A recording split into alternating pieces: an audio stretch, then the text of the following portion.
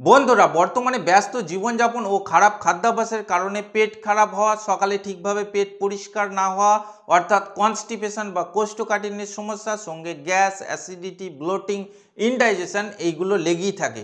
সকালে যদি ঠিকভাবে পেট পরিষ্কার না হয়, আমাদের অন্ত্রের মধ্যে কিন্তু খাদ্যের অংশবিশেষ জমে থাকে এবং সেইগুলো ধীরে ধীরে পচতে আরম্ভ করে। আর এ থেকে গ্যাস, অ্যাসিডিটির মতো সমস্যা তৈরি হয়। সারাদিন কোনো রকম কাজকর্মে মন বসে না, শরীরের মধ্যে অলসতা, ক্লান্তি কাজ করে, ক্ষুধামন্দার সমস্যা তৈরি হয়, এমনকি রাত্রে অনিদ্রার সমস্যা পর্যন্ত তৈরি হয়। আর যারা দীর্ঘদিন যাবৎ এই ধরনের পেট না পরিষ্কার হওয়ার সমস্যায় ভুগছেন অর্থাৎ কোষ্ঠকাঠিন্যের সমস্যায় ভুগছেন, তাদের ক্ষেত্রে শরীরের মধ্যে মেদ বেড়ে যাওয়া, আলসার তৈরি হওয়া, অর্শের মতো সমস্যা তৈরি হওয়া, লিভারের নানা রকম রোগ, এমনকি চুল পড়ে যাওয়া ও স্কিনের নানা রকম প্রবলেম হতে দেখা যায়।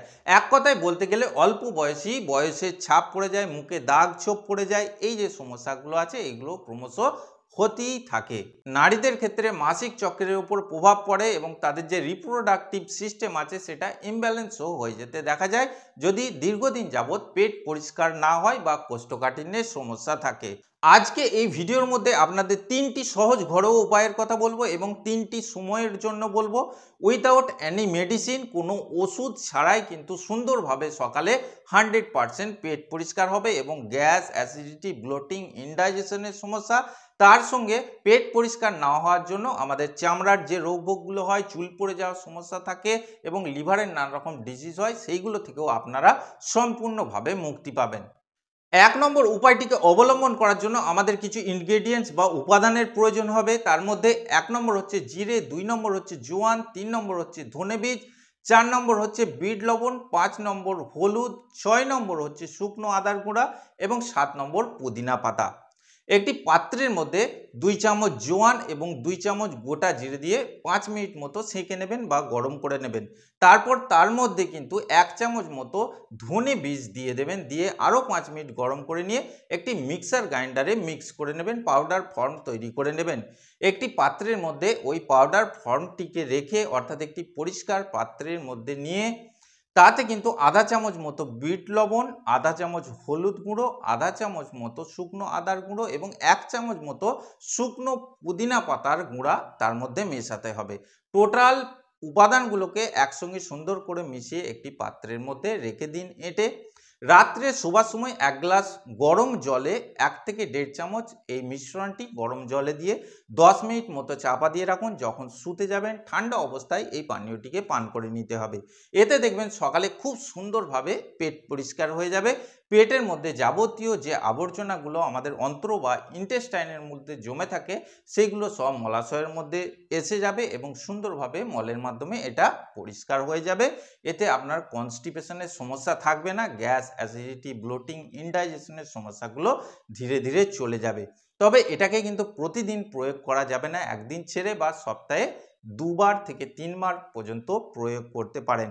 এই মিশ্রণের মধ্যে জিরে, জোয়ান এবং ধনে বীজ যে থাকে এইগুলো আমাদের পেটের মধ্যে যাওয়ার পর কিন্তু আমাদের খাদ্যের যে সারাংশগুলো আছে সেগুলোকে খুব সুন্দরভাবে হজম করতে সাহায্য করে এবং আমাদের যে পোষক তত্ত্বগুলো আছে সেগুলো শরীরে শোষণ হয় এবং বাকি যে উপাদানগুলো আছে সেইগুলোকে আমাদের ইন্টেস্টাইনের মাধ্যমে আমাদের মলাশয়ের দিকে ঠেলে দিতে সাহায্য করে। পুদিনা আমাদের পেটকে ঠান্ডা রাখতে সাহায্য করে এবং এই মিশ্রণটি কিন্তু কিছুটা আমাদের পেরিস্টালসিস মুভমেন্টটাকে বাড়িয়ে দেয়। এতে করে আমাদের অন্ত্রের মধ্যে থাকা যে খাদ্যকণার অংশবিশেষগুলো আছে সেগুলো মলাশয়ের দিকে চলে যায়। এতে করে আমাদের কনস্টিপেশনের সমস্যা থাকে না। তবে সেম পদ্ধতিতে আপনারা কিন্তু ত্রিফলা চূর্ণকেও সেবন করতে পারেন।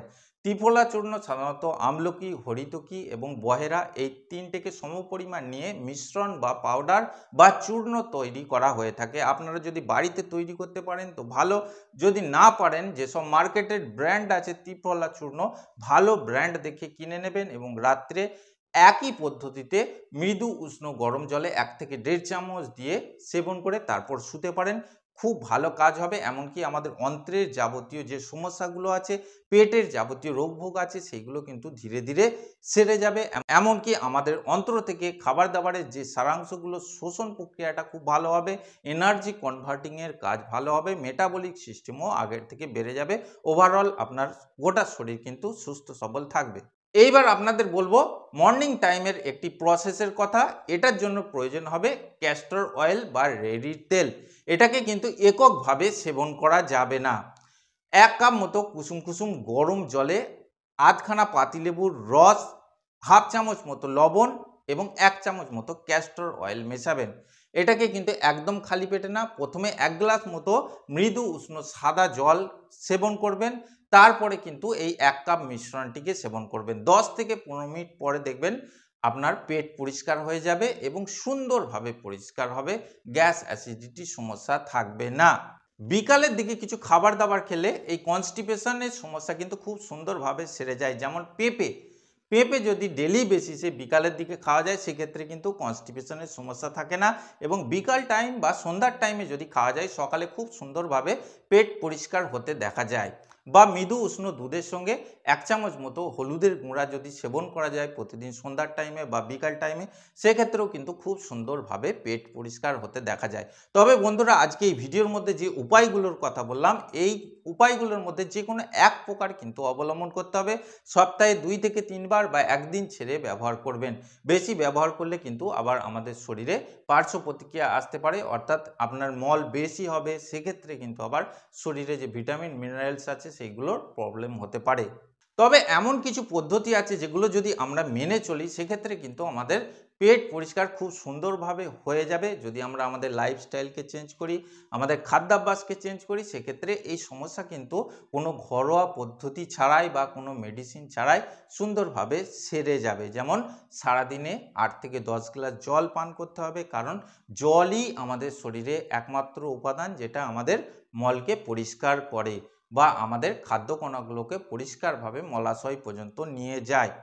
জল পান করতে হবে সারাদিনে 3 থেকে 4 লিটার মতো। যে খাবার দাবারগুলো খাবেন সেইগুলো যেন প্রসেসড বা ভাজা পোড়া না হয়ে থাকে, স্ট্রিট ফুড না হয়ে থাকে, ঘরোয়া খাবার দাবার খাওয়ার চেষ্টা করবেন।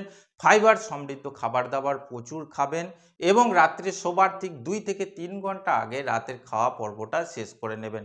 সকালের দিকে বেশি খাবেন, তার থেকে কম দুপুরে, তার থেকেও কম রাত্রে। এইভাবে যদি আপনার লাইফস্টাইলটাকে আপনি মেনটেন করতে পারেন, খুব সহজভাবেই কিন্তু আপনার সকালে পেট পরিষ্কার হবে, কনস্টিপেশনের সমস্যা থাকবে না। আর এর সঙ্গে আজকের ভিডিওটি আমি শেষ করছি। আশা করছি আজকের বিষয়বস্তুটি আপনাদের ভালো লেগেছে। যদি ভালো লাগে অবশ্যই একটি লাইক করবেন। আর এই ধরনের বিষয়ভিত্তিক ভিডিও পাওয়ার জন্য আমার চ্যানেলটিকে সাবস্ক্রাইব করে পাশে বেল বাটনটি টিপে অল অপশানটি ক্লিক করে দেবেন। দেখা হচ্ছে পরের ভিডিওতে। ভালো থাকবেন। ধন্যবাদ।